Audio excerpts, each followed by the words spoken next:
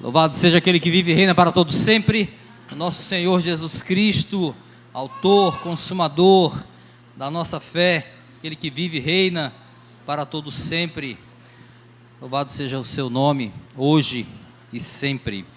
Meus queridos, por gentileza, abra sua Bíblia já no livro de Romanos, capítulo 5.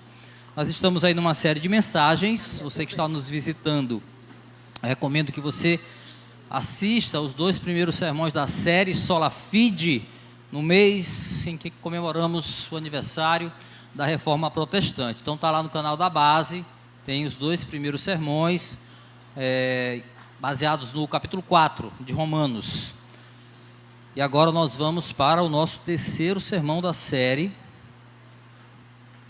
cujo tema principal é esse que está aí, ó, Sola Fide. Aí você deve estar pensando, o pastor botou um blazer hoje. O que significa isso? Meus irmãos, absolutamente nada. Eu só resolvi variar o visual hoje para vocês. Não significa nada, tá?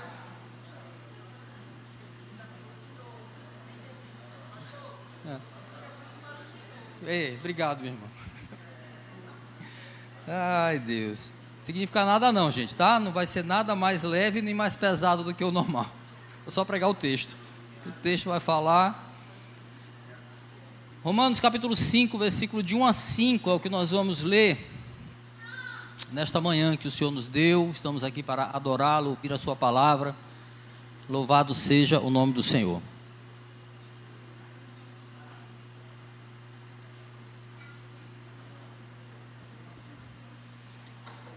Mas antes eu quero chamar nossas crianças. Já foram as crianças? Eita! O Senhor abençoa nossas crianças. Em nome de Jesus. Poxa, tá bom. Abençoa as professoras que estão tão dedicadas a esse ministério infantil que é tão lindo, né? Tão importante na igreja. As crianças estão ali sendo alimentadas, as primeiras sementinhas de fé plantadas no coração. É obrigação primeiro dos pais, obviamente. A obrigação principal, primordial dos pais, é ensinar os seus filhos. Mas cabe à igreja também o seu papel. Então, meus irmãos, pronto. Eu vou ler na Nova Versão Internacional, mas se você puder acompanhar na tua Bíblia, melhor. Mas também está aqui no telão, se você quiser ler na Nova Versão Internacional, na NVI.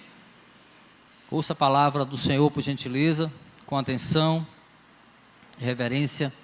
Assim diz a palavra do Senhor em Romanos capítulo 5, versículos de 1 a 5. Tendo sido, pois, justificados pela fé, temos paz com Deus, por nosso Senhor Jesus Cristo, por meio de quem obtivemos acesso pela fé a esta graça na qual agora estamos firmes. E nos gloriamos na esperança da glória de Deus. Não só isso, mas também nos gloriamos nas tribulações, porque sabemos que a tribulação produz perseverança. A perseverança, um caráter aprovado, e o caráter aprovado, esperança. E a esperança não nos decepciona, porque Deus derramou o seu amor em nossos corações por meio do Espírito Santo que Ele nos concedeu. Feche os teus olhos, vamos orar. Deus, esta é a tua palavra que por graça e misericórdia tu nos permite, Senhor, ler, nos deu para revelar-se a nós, revelar o teu plano, revelar quem tu és e também quem nós somos em Cristo. Obrigado, Senhor, porque tu és gracioso, tu és bondoso, tu és um Deus de justiça também. Obrigado, meu Deus, por estarmos aqui na tua casa para ouvir a tua palavra. Eu te peço, Pai, em nome de Jesus, na dependência do teu Espírito, que a tua palavra fale conosco, possamos ter entendimento por meio do Espírito Santo daquilo que seja importante para a nossa vida, para que venhamos a produzir frutos para o teu reino, Senhor, e possamos germinar nessa semente que vai cair em nossa terra, nesta manhã. É o que nós te pedimos, Senhor, no nome santo de Jesus. Amém. Meus irmãos, é provocativo quando nós abrimos assim um sermão com perguntas, porque elas já aguçam a nossa mente, né? Elas nos permitem conectar ao tema, à explicação do texto e também a aplicação do texto, tudo que o texto, que a palavra vai nos conduzir nessa manhã. As perguntas nos facilitam, né? A gente já dá aquela aguçada na mente. Então, aí vão perguntas para a gente pensar um pouco. Primeiro, em quais momentos da sua vida você teve as experiências mais profundas com Deus? Pensa um pouquinho. Considerando que essas experiências tenham sido muitas, sobretudo aquelas pessoas que já têm uma certa caminhada, já têm alguns anos de caminhada com Cristo, eu vou então delimitar o raio de alcance dessa primeira pergunta com uma outra pergunta. Essas experiências mais profundas, mais íntimas com Deus, ocorreram em dias maus, ou naqueles momentos de angústia, de tribulação, ou em dias bons, aqueles dias sossegados, quando está tudo bem, sob controle? Vou contar uma experiência pessoal recente, tá? Bem recente, bem recente. Antes de ontem, sexta-feira à noite, estava na casa de um amigo, um casal de amigos, um pastor e sua esposa, conversando, né, sobre as lutas do ministério, entre outros assuntos, quando, de repente, os meus olhos começaram a coçar, insistentemente, coçar muito, e a irritação foi piorando, né, gradativamente, ao ponto do meu amigo interromper a minha fala com a seguinte pergunta: meu irmão, tu tens plano? Aí eu estava falando sobre ministério, né, baseado naquilo que eu estava falando, eu respondi algo tipo assim: como assim? Tenho um plano.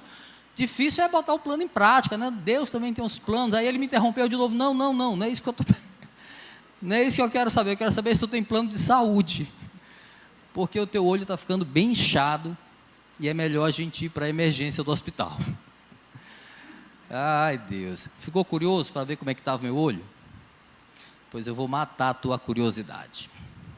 Atenção agora, alerta de imagem forte. Você que está em casa assistindo, tira as crianças da sala, lá vai.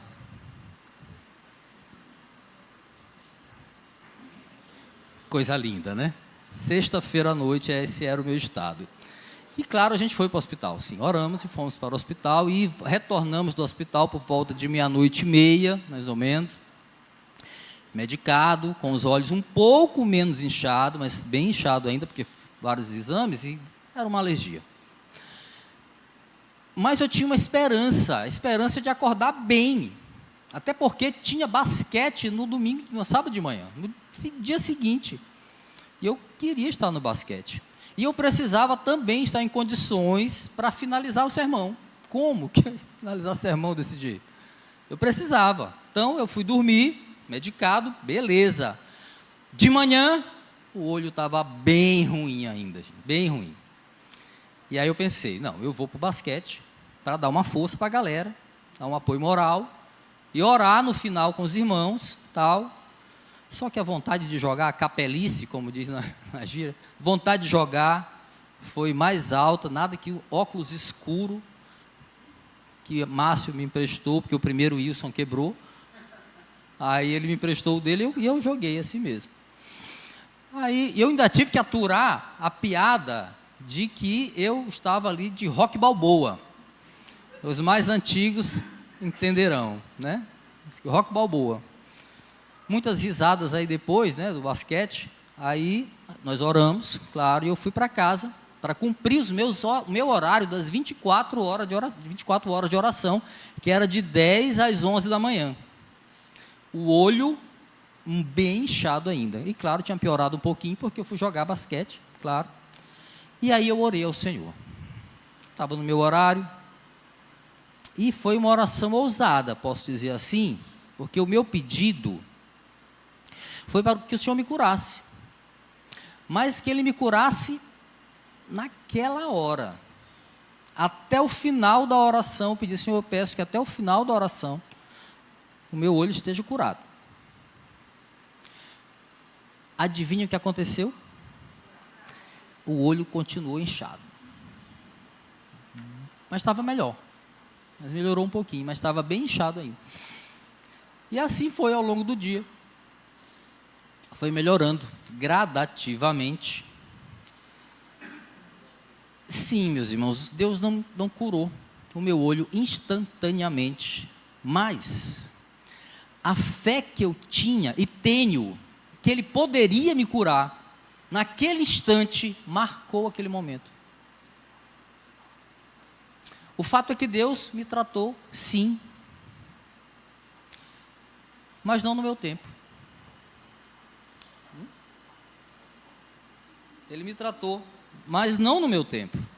Não no tempo que eu havia pedido, mas no tempo dele. Os remédios fizeram efeito, claro, certamente.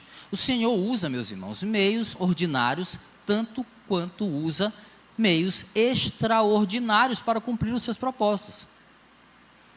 Enfim, cá estou, para cumprir a missão esta manhã. Glória a Deus por isso. Eu estou contando essa singela experiência aí da vida real, meus queridos, para ilustrar algo que o nosso texto de hoje vai nos lembrar.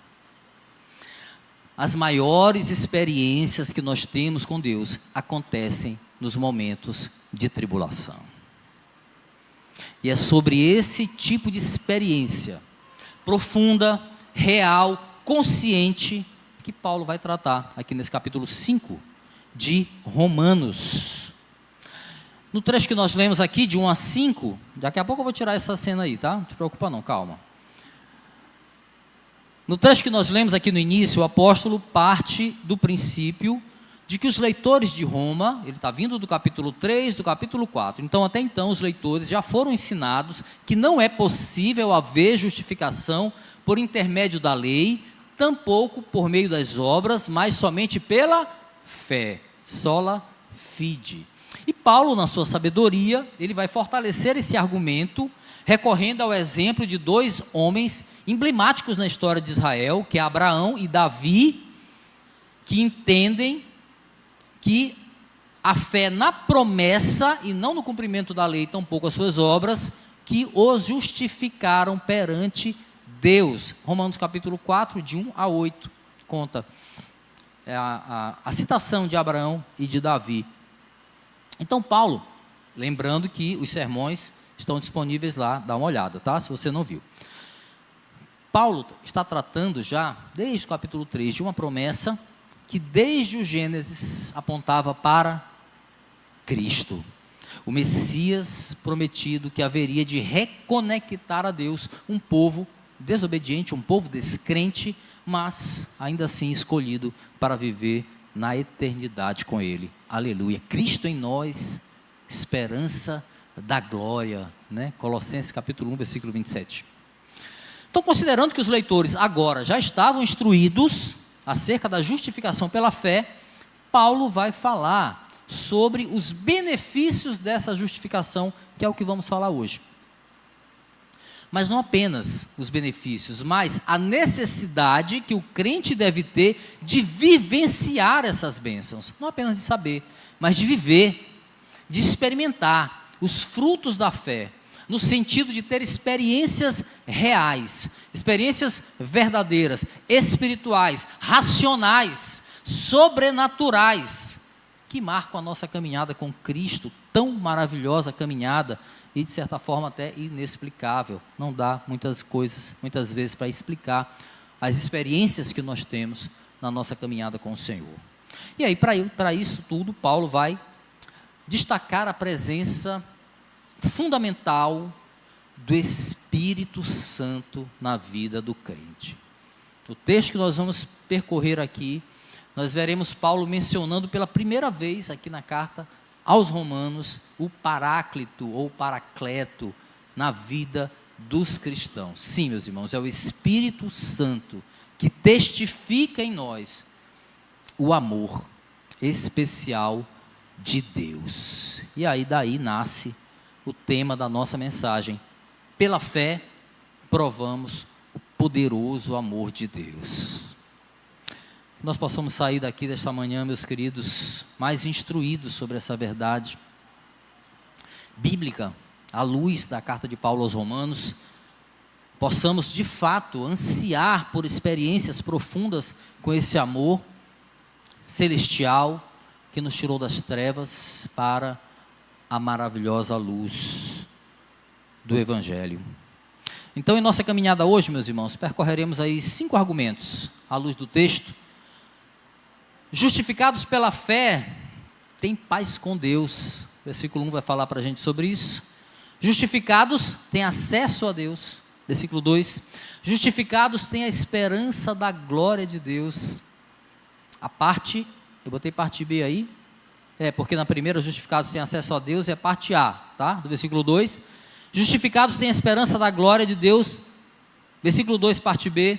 E a justificação traz nova visão sobre a dor. Tem até um livro aí que fala sobre isso. Justificação traz nova visão sobre a dor. Versículos 3 e 4. E para finalizar, a justificação prova o amor de Deus. São os nossos argumentos aí ao longo do sermão. É importante lembrar, meus irmãos, que Paulo está falando de salvação, que para muitos pode significar, às vezes a pessoa pensa a salvação como algo futuro, né? Algo que nós vamos colher no futuro, mas a justificação não aponta apenas para onde nós iremos. A justificação pela fé, ela já opera em nosso presente, sobretudo na maneira como nós agimos, sobretudo na maneira como nós nos comportamos, tanto nos dias maus como nos dias bons também. Então, considerando esse princípio aí, que a justificação pela fé é a salvação presente e refletida nas nossas atitudes, após explicar esta justificação pela fé e não por meio da lei, nem por obras, Paulo vai focar agora nos benefícios da justificação. E aí ele começa destacando a mudança de estado do crente perante Deus. Sim, meus irmãos, justificados pela fé, tem paz com Deus, e isso é uma mudança de estado. Olha o que diz o versículo 1, acompanha. Tendo sido, pois, justificados pela fé, temos paz com Deus por nosso Senhor Jesus Cristo. Veja que o texto diz paz com Deus e não a paz de Deus. E a gente pode associar, para explicar, a paz de Deus a ter um coração tranquilo, contentado, mesmo em meio às tribulações. É a paz que nós experimentamos quando estamos com problemas, quando estamos com o olho inchado, quando estamos com problemas de diferentes naturezas, preocupações desse mundo. Essa paz, aquele sentimento paradoxal até que o crente encontra em Cristo Jesus. O apóstolo Paulo escreve sobre isso lá em Filipenses capítulo 4, versículo 7. A paz de Deus, que excede todo o entendimento, guardará os seus corações em Cristo Jesus. Essa paz de Deus que excede todo entendimento. Esta é a paz de Deus, ok? Pois bem, já a paz com Deus, como o próprio termo está dizendo aqui, está indicando, significa não estar em guerra com Deus. É outra coisa. Significa dizer que cessaram as inimizades entre Deus e aqueles que foram justificados pela fé. Se a paz de Deus é aquela que o crente tem em relação às hostilidades desse mundo, às tribulações, a paz com Deus é aquela que nós temos em relação ao Senhor. Ao Senhor. Não temos mais inimizades com Ele, não temos mais conflitos com Ele. É uma paz que independe de estarmos satisfeitos ou não. Veja que a diferença da paz de Deus é bem clara aí. A paz com Deus independe de nós estarmos satisfeitos ou não. É um estado imutável, melhor dizendo, no qual nós nos encontramos exclusivamente mediante a graça ou da vontade soberana de Deus de nos reconectar a Ele. Aleluia. É importante compreender, meus irmãos, essa mudança de estado. Antes nós éramos inimigos de Deus, afastados, condenados pelo pecado. Agora nós somos reconciliados, reconectados, apesar de ainda sermos pecadores. Isso é graça, meus irmãos. Aleluia. Essa mudança de estado. E para entender melhor, essa mudança de estado espiritual, vale explicar o que a desobediência à palavra de Deus faz com a gente. É importante. Quando nós desobedecemos a Deus, pelo menos duas coisas acontecem. Primeiro, o pecado, meus irmãos, não é apenas uma infração da lei do Senhor, mas é uma maneira de o homem se colocar no lugar de Deus. Vou explicar. Quando nós pecamos, é mais ou menos como se nós reivindicássemos a soberania sobre a nossa vida. A vida é minha, eu faço o que eu quiser com ela, eu faço o que bem entender.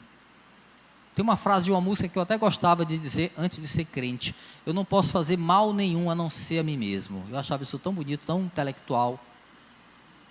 Hoje eu acho isso tão idiota. Eu adorava essa frase. Então, quando o homem acha que é o dono da vida dele, ele faz o que ele quiser com ela. Então eu me achava uma pessoa boa porque eu não fazia mal a ninguém, só a mim mesmo. Acontece que Deus se declara rei sobre nossa vida. E sempre que há dois lados reclamando um reinado absoluto, o que acontece? A guerra. A guerra.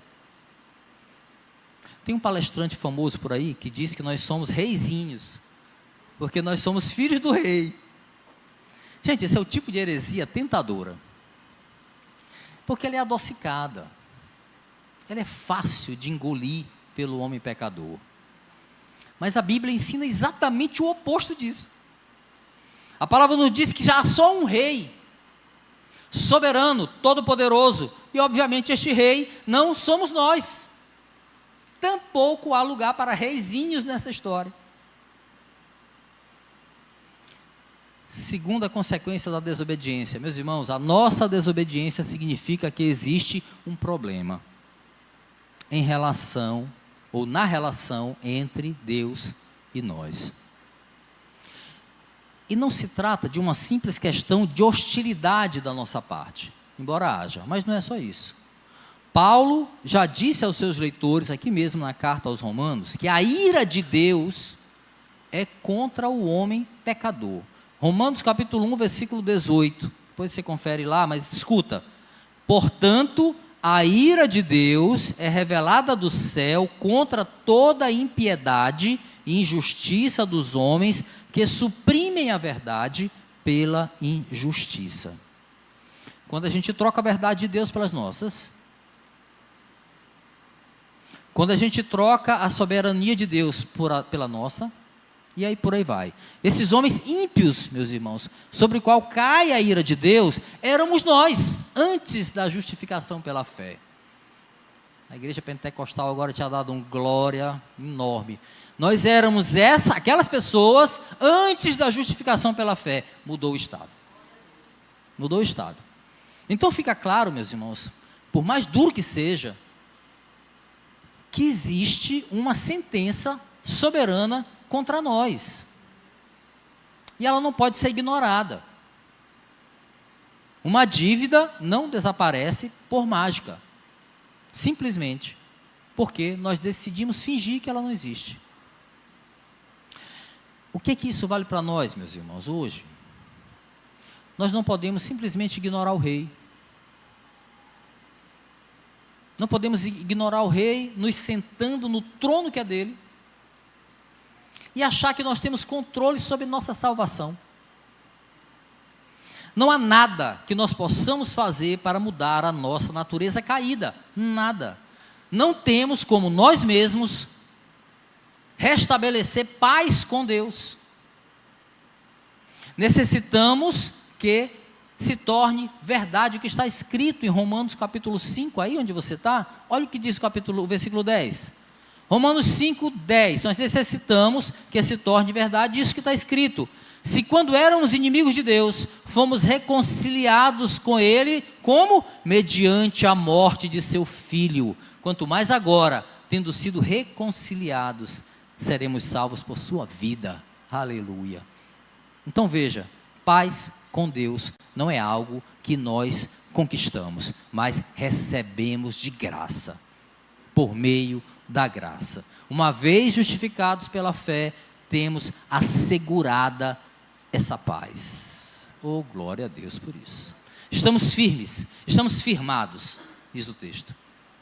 Aí aqui alguns estudiosos entendem que há um sentido de exortação, ainda que branda, de Paulo em Romanos 5, versículo 1. Quando ele diz, nós temos paz com Deus, Paulo está dizendo mais ou menos assim: uma vez justificados pela fé, que é o que nós estamos vindo, né? Contexto.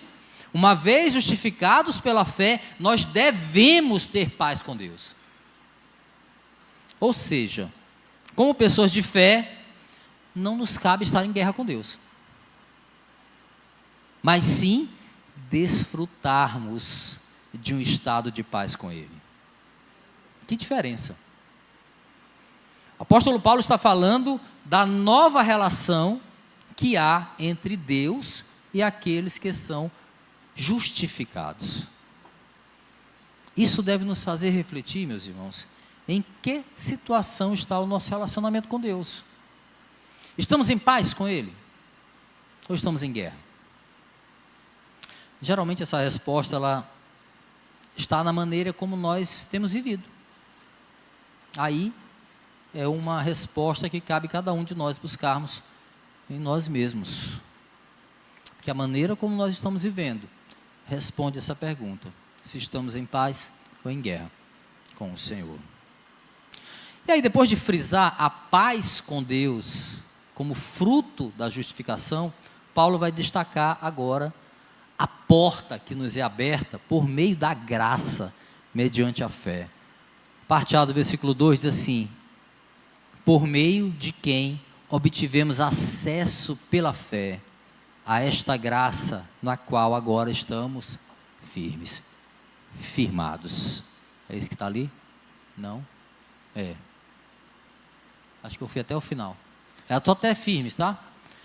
Por meio de quem obtivemos acesso pela fé a esta graça na qual agora estamos firmes. Só até aí. Importante entender que podemos sentir a paz de Deus, olha só, podemos sentir a paz de Deus, ou estar em paz com Deus, pela graça comum, ou até mesmo pela razão. Há pessoas que dizem que estão em paz com Deus, mesmo fazendo coisas que ferem a palavra de Deus. Eu já ouvi essas coisas. Então, pode ser uma questão racional. Eu decido que eu estou em paz com Deus, independentemente se eu estou pecando ou não, estou em paz. Então, é possível, pela razão também, sentir. Ou estar em paz também com Deus, mediante as tribulações, diante de um entendimento, é possível. Mas a paz, obtida pela justificação, ela vem, olhando para o texto, do livre acesso ao Senhor que nos foi dado. É outra coisa.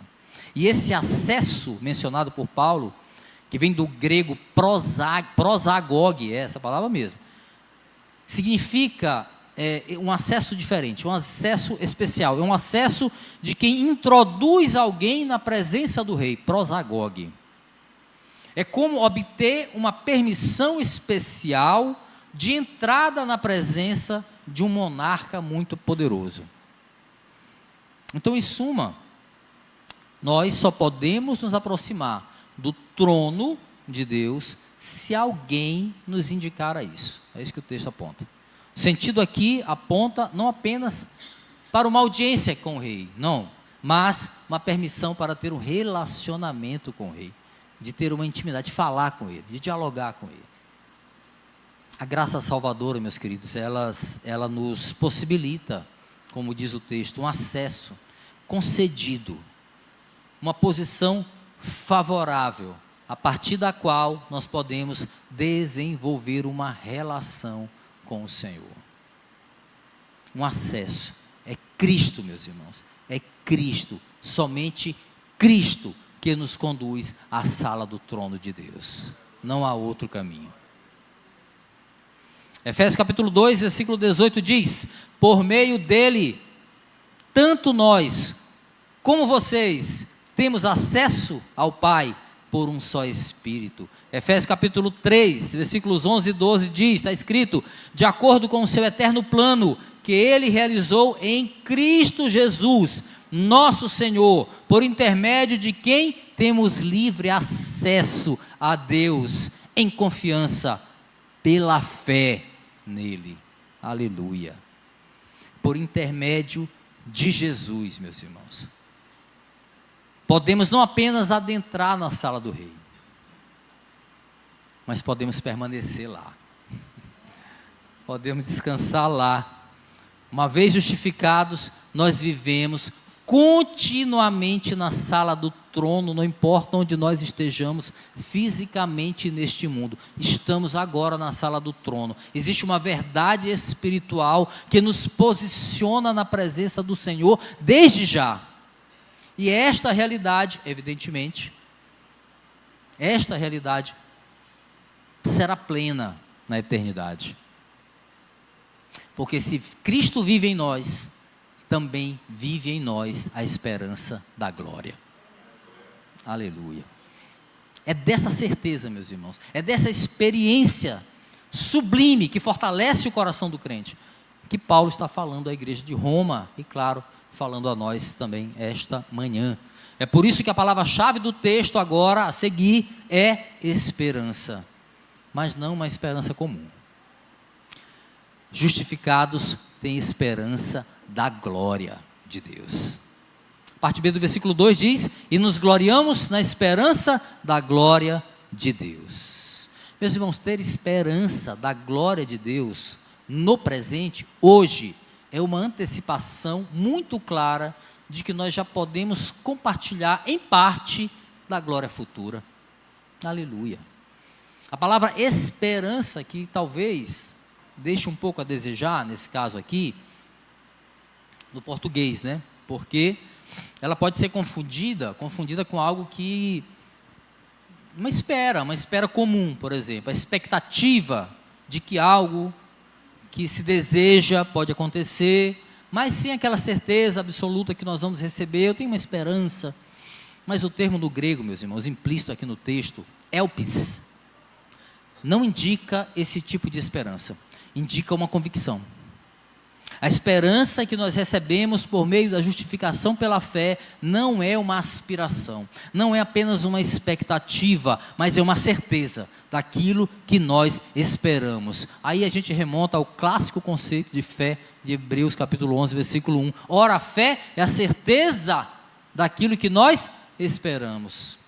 É a certeza, é a prova daquilo que nós não podemos ver. Clássico conceito de fé de Hebreus, capítulo 11, versículo 1.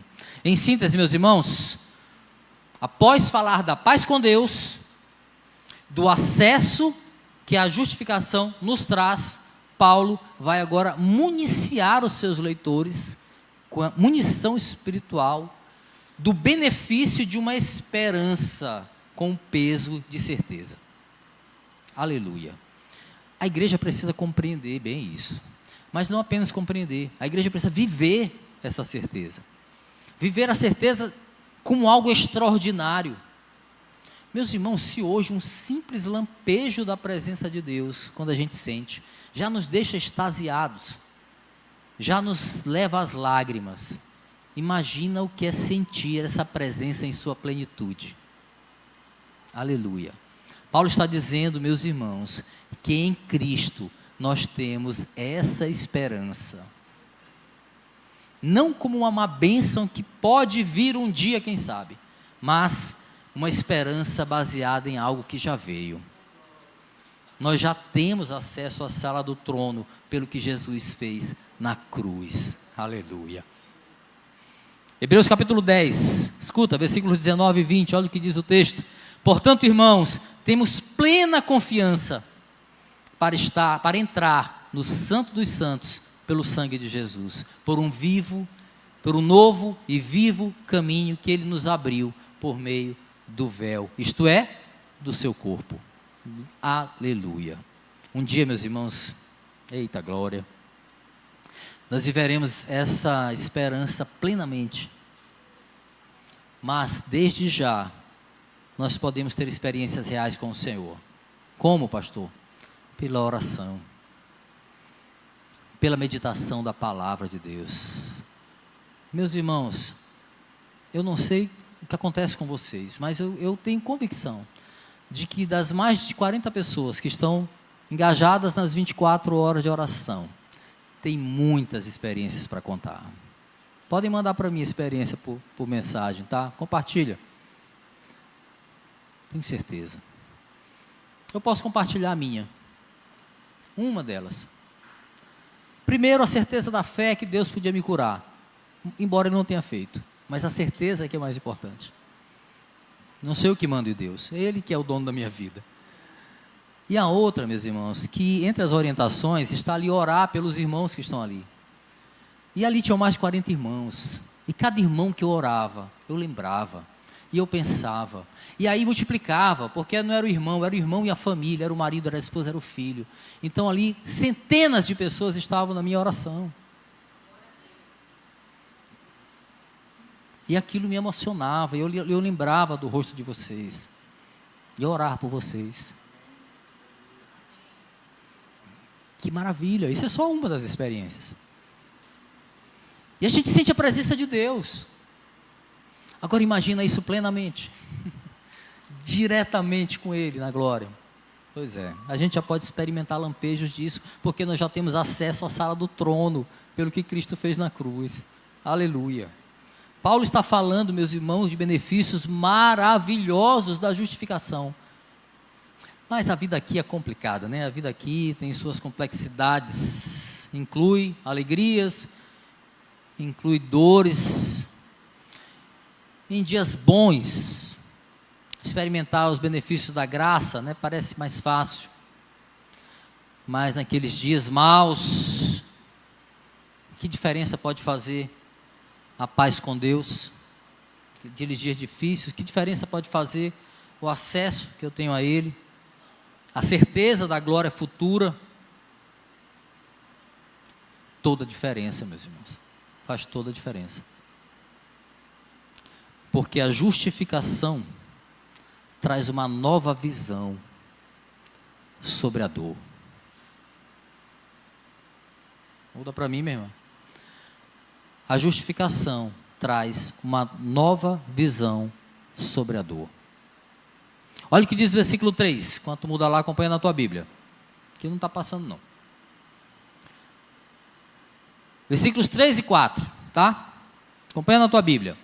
Não só isso, mas também nos gloriamos nas tribulações. Essa parte do texto é fundamental. Acompanha aí. Não só isso, mas também nos gloriamos nas tribulações, porque sabemos que a tribulação produz perseverança. A perseverança, um caráter aprovado. E o caráter aprovado, esperança. Paulo, que acabara de apontar para a certeza de um futuro glorioso, veja que rapidamente ele trata de retornar à realidade desse mundo aqui. Para quê? Para que o crente saiba que as tribulações não devem ser razão para o crente perder a esperança. Ele diz, no versículo 2, antes, nos gloriamos na esperança da glória. Aí ele volta para a real. Mas, não só isso.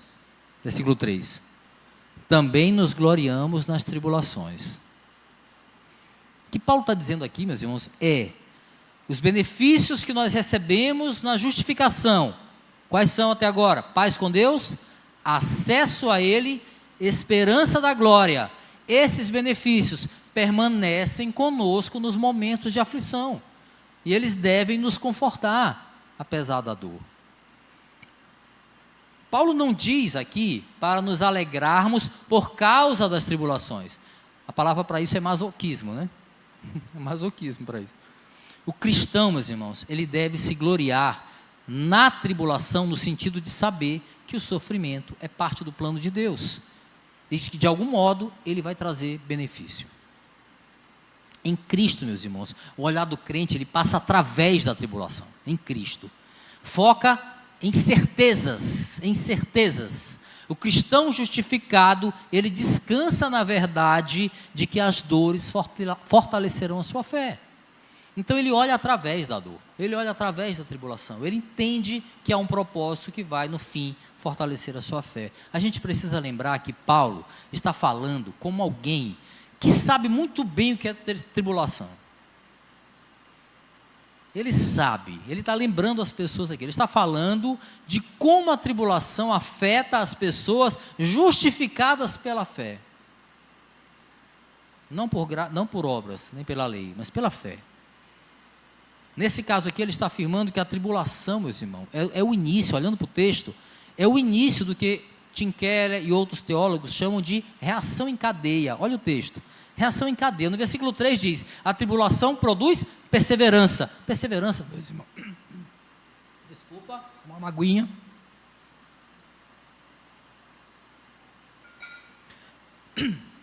Perseverança é o mesmo que determinação. Uma pessoa perseverante, ela está determinada a atingir um alvo.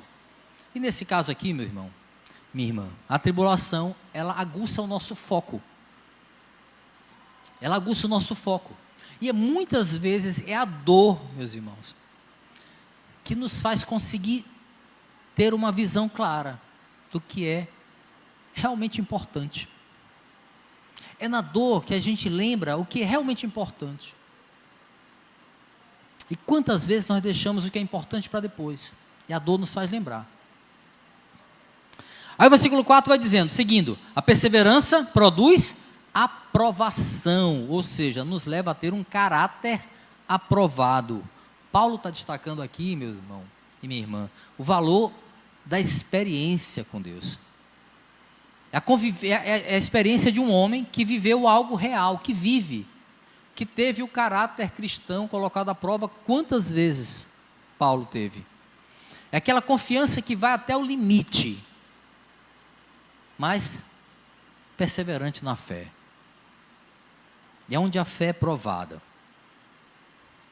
Quem atinge esse estágio, meu irmão, de ir até o limite, onde a fé é provada, vive um equilíbrio que só a experiência da dor pode dar. Só experiência. Experiência. Não dá para ser crente de teoria. Não dá para ser crente dentro do nosso quarto. Não dá para ser crente sozinho. Não dá para ser crente sem relacionamento vertical, muito menos horizontal. Não dá. Ser cristão envolve uma caminhada. E nessa caminhada exige experiências com o Senhor. Nesse ponto, a tribulação nos ajuda a fixar os olhos em Deus. Ou seja, naquilo que deve ser prioridade na nossa vida. É a tribulação que nos traz para a real. Por fim, versículo 4, você vê o caráter aprovado leva à esperança, que é a certeza sobre a qual Paulo já havia falado, nós já falamos aqui. É a convicção de que nós recebemos, e de que podemos, não só recebemos, como podemos desfrutar dos frutos da justificação pela fé. Quais são? Paz com Deus, acesso a Ele, esperança da glória futura. Aleluia. Aplicando para a nossa vida, meus irmãos, escuta, a tribulação elimina outras fontes, além de Deus, nas quais nós podemos descansar a nossa confiança. Aleluia. A dor dos justificados, a dor nos justificados pela fé, fortalece a esperança, meus irmãos, ou a certeza de que em Cristo nós não estamos mais em guerra com Deus, mas nós temos livre acesso para ter um relacionamento com Ele e estar na eternidade com Ele. Aleluia. Aleluia. Tudo começa de uma dor, né? Às vezes Deus nos ensinando, às vezes Ele precisa inchar o nosso olho para a gente enxergar melhor. Até joguei melhor sábado. Meus irmãos, nossas dores e tribulações de cada dia nos levam ao único lugar onde encontramos esperança real, confiança real, certeza real. Que lugar é esse? Deus. Deus. As dores nos fazem isso. Aí você pode estar ouvindo essa mensagem e pensando assim: mas será que tudo isso é verdade mesmo? É apenas um fruto de um desejo do coração do homem? Será que Deus me ama dessa maneira tão especial mesmo? Que às vezes a gente olha para a nossa vida e acha que isso é tudo uma viagem, que é só uma invenção da mente humana. Meus irmãos, a Bíblia, para começo de assunto, não é um livro de autoajuda. A Bíblia não é um livro de autoajuda, muito menos é um livro de uma simples obra de conhecimento que visa estimular bons pensamentos. A palavra de Deus é muito mais do que isso. A palavra de Deus é um livro que nos conduz ao conserto, para a salvação. E os mistérios que estão aqui revelados não são compreensíveis para todos. Compreensíveis no sentido de conduzir à sala do trono. Pode até entender as palavras, mas nem todos conseguem compreender o caminho da sala do trono. Somente aqueles que são capacitados pelo Espírito Santo a compreender. Sim, meus irmãos, para os que creem, a resposta à pergunta: será que Deus me ama dessa maneira tão especial? É sim. Ele te ama de uma maneira especial, porque a justificação prova o amor de Deus. Olha o versículo 5. E a esperança não nos decepciona, porque Deus derramou o seu amor em nossos corações, por meio do Espírito Santo, que Ele nos concedeu.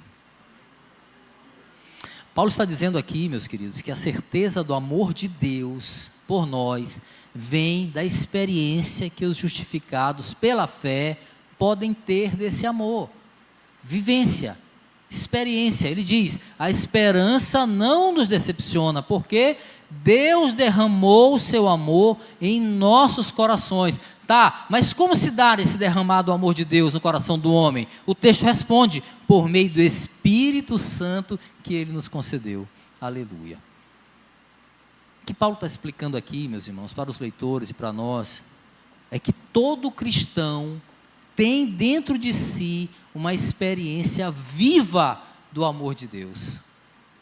Está aí dentro. Nesse caso, meus irmãos, claro, quanto maior for a experiência interior, quanto maior for a busca por essa intimidade com o Espírito que habita em nós, maior é a certeza do amor de Deus no nosso coração. É sintomático. Vou explicar melhor tudo isso aqui, recorrendo aos 3 versículos subsequentes agora no texto, e ao mesmo tempo já vou caminhar para a conclusão aqui da mensagem, meus irmãos. Será que tudo isso é verdade mesmo? Ou apenas fruto do desejo do coração do homem? Será que Deus me ama mesmo de uma forma tão especial? Olha para a tua Bíblia. Nós vamos ler os versículos 6 a 8, porque ele nos mostra que nós podemos saber que Deus nos ama por causa da morte de Cristo na cruz. Versículo 6 a 8 diz assim, acompanha: de fato, no devido tempo, quando ainda éramos fracos, Cristo morreu pelos ímpios. Dificilmente haverá alguém que morra por um justo. Pelo homem bom, talvez alguém tenha coragem de morrer, mas Deus demonstra o seu amor por nós. Como? Cristo morreu em nosso favor, quando ainda éramos pecadores. Versículo 6 está dizendo, quando éramos fracos, uma referência de quando éramos ímpios, Cristo morreu por nós. O Rei prometido de Deus abriu mão da sua glória, para morrer na cruz do Calvário, em benefício de um povo que o rejeitara. Paulo está defendendo um argumento, meus irmãos, que todos os crentes deveriam ter muito claro na mente, mas todos nós, quando ainda éramos fracos, Cristo morreu pelos ímpios. Versículo 7 vai dizer que seria preciso uma pessoa muito especial, diferente, para morrer por um justo. É muito difícil morrer no lugar de alguém, meus irmãos, mesmo que esse alguém tenha sido justificado pela graça. Não porque era alguém bom, não porque era fazedor de boas obras, era justo. Mas é difícil morrer por alguém. Se esse justo fosse até uma pessoa boa, o texto reforça, talvez até houvesse alguém disposto a morrer por ele. Aí no versículo 8 ele vai dizer, está escrito, que o único gesto que prova de forma irrefutável que Deus nos ama, sendo nós ainda pecadores, é este: Cristo obedeceu à vontade do Pai e veio a este mundo morrer por mim e por você. Tem prova maior do que isso? Portanto, o que Paulo está assegurando aqui aos leitores da carta, meus irmãos, e a nós? Vocês podem saber, sem sombra de dúvida, meus irmãos, que Deus ama vocês. Mesmo que as tribulações, as dores deste mundo tentam te convencer do contrário, Deus te ama. Olhe para o texto agora, meus irmãos. Pelo sangue de Jesus, foi selada a paz de Deus com o seu povo. Nada pode mudar isso. Pelo sangue de Cristo, nós somos reconectados, não estamos mais em guerra, somos justificados pela fé, e o benefício é a paz com Deus, aleluia. Pelo que o Senhor fez na cruz, meus irmãos, nós recebemos livre acesso à sala do trono, aleluia, hoje e eternamente. Neles nós temos a certeza, e a esperança / certeza da glória, aleluia. Por meio da morte de Cristo, meus irmãos, nós temos o Espírito Santo habitando em nós.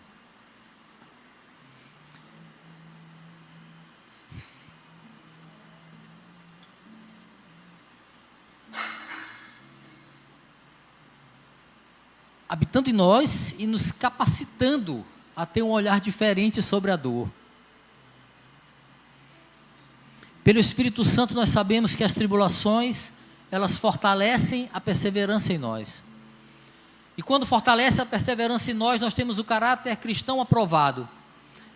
E isso nos enche de esperança. Aleluia. É pelo Espírito que habita em nós. A esperança ganha vida, meus irmãos, escuta, na convicção de que Deus nos ama. E nada pode mudar esse amor, nada. Pela fé, meus irmãos, nós provamos do poderoso amor de Deus. Aleluia. Pela fé provamos do poderoso amor de Deus. Que a fé que nos justifica, meus irmãos, fortaleça em nós essa certeza, todos os dias, até que o Senhor volte, que seja breve. Vamos ficar de pé, vamos orar.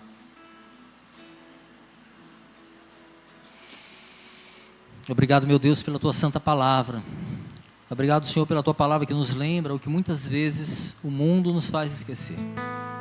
O Teu infinito amor por nós. Tua palavra nos lembra, nos instrui os benefícios que nós recebemos quando fomos justificados pela fé. Obrigado, Senhor, pelo que Cristo fez na cruz, pelo sangue derramado, nós temos paz contigo.